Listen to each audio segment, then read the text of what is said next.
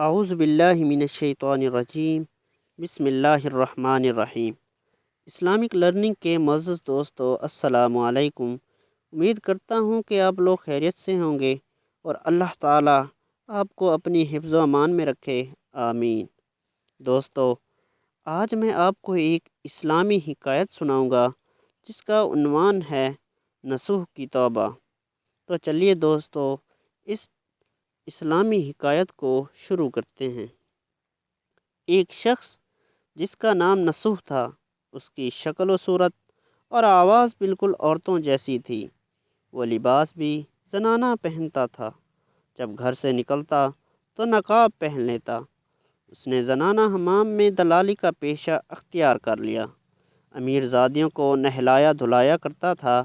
اس فعل پر اس کی ضمیر نے بارہا اسے ملامت بھی کی اور وہ تائب بھی ہوا، لیکن ہر بار توبہ کرنے کے بعد اسے توڑ ڈالتا۔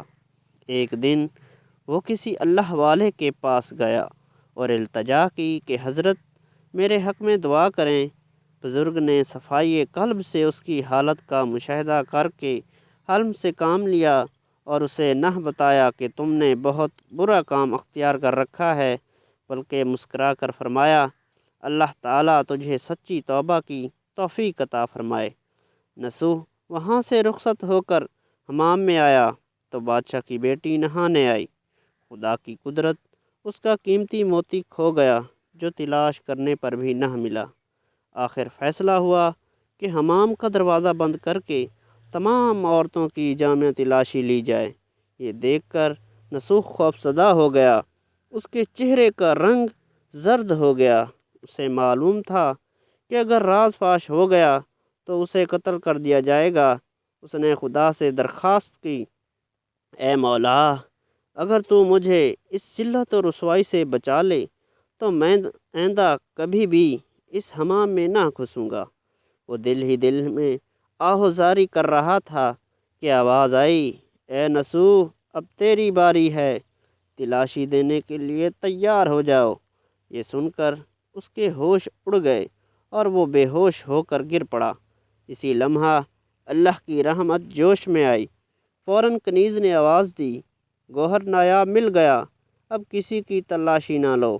موتی مل جانے کی خوشی میں تمام حمام نعروں سے گونج اٹھا۔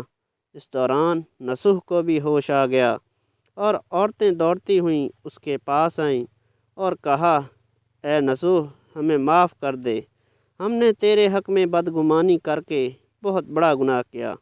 نصوح نے صدق دل سے توبہ کی۔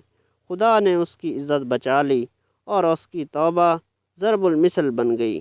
سچ ہے، جو شخص اللہ سے ڈرتا ہے، اللہ تعالیٰ اسے ذلت و رسوائی سے بچا لیتا ہے۔